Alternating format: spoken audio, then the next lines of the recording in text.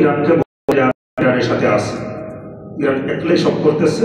যে দৃশ্য এতদিন আমরা দেখতাম ফিলিস্তিনের জমিনে আমাদের মুসলিম মুসলমান ভাই বোনেরা ঘর সারা বাড়ি সারা হইতো, তাদেরকে শাহাদাতের দিকে নির্যাতন করে ঠেলে দেওয়া হতো।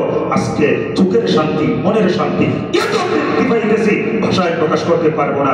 যে কোন দৃশ্য এতদিন দেখতাম ফিলিস্তিনে, আজকে দেখতেছি ইসরায়েলে।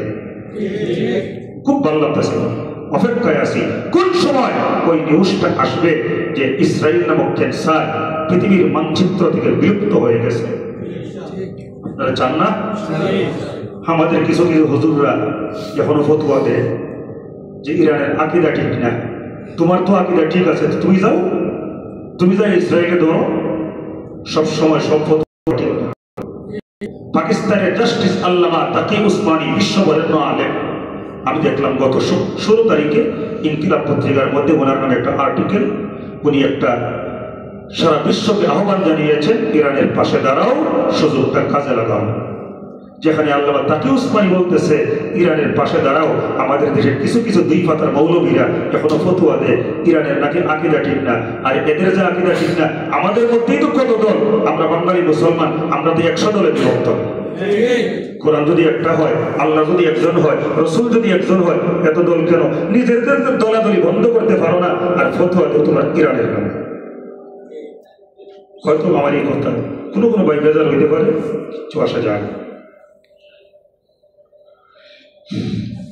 আব্দুল্লাহ বিন রাওয়াহা বলতেছে, খায়বার ইহুদিরা, আমি আমার রসুলকে সবচেয়ে বেশি ভালোবাসি আর তোমরা ইহুদিদেরকে সবচেয়ে বেশি ঘৃণা করি, কিন্তু আমার রাসূলের মহব্বতের কারণে, তোমাদের প্রতি আমার অধিক বিদ্বেষের কারণে আল্লাহর নামে কসম করে বলছি, সুবিচার প্রতিষ্ঠা করা থেকে একটা মুহূর্তের জন্যও দূরে সরে যাব না।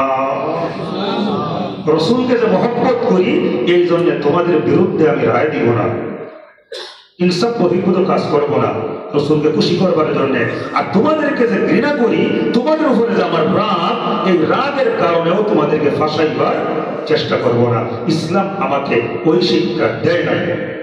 সাথে সাথে খায়বারের ইহুদিরা বলেছিল, ভাই আব্দুল্লাহ বিন রাওয়াহা, এই সুন্দর শৃঙ্খলার কারণে, সুন্দর ব্যবস্থাপনার কারণে আসমান জমিন সুন্দরভাবে এখনো সুপ্রতিষ্ঠিত রয়েছে। কারণ যেদিন ভালো মানুষ থাকবে না, ভালো কাজকর্ম থাকবে না, যেদিন শুধু চোর ডাকাত থাকবে, ওই দিন পৃথিবী আর থাকবে না। ঠিক না বেটি?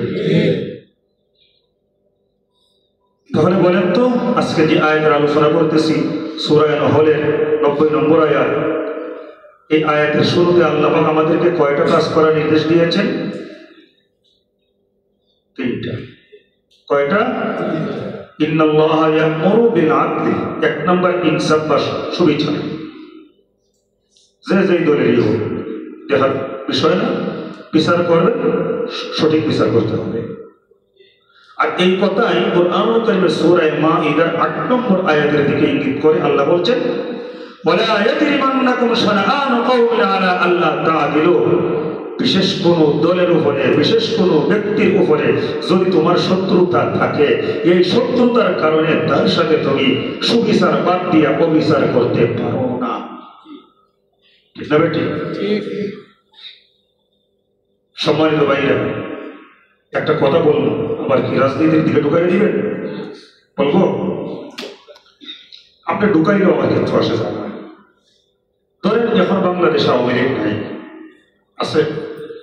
এখন যদি আপনি আওয়ামী লীগের নামে বিচার করেন, আওয়ামী লীগের উপরে অনেকেই রাগ, ঠিক আছে, কিন্তু বিচার করলে কি আপনি অবিচার করতে পারবেন? কথা বুঝেন না? অবিচার করতে পারবেন?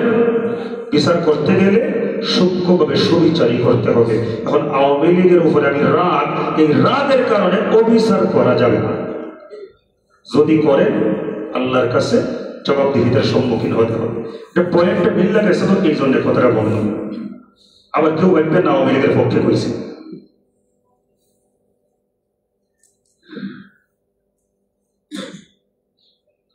সম্মানিত ভাইরা, দেখেন, কেউ যদি সুবিচার করে তার প্রতি সবার সম্মান থাকে, তাই না? আল্লাহর নবী মুহাম্মদুর রাসূলুল্লাহ আল্লাহ হায়াতে বাঁচালে আগামী জুমায় সময় শেষ এই কথাগুলো আগামী জুমায় এই আয়াতের আলোচনা চলবে ইনশাআল্লাহ আরো কয়েক জুমা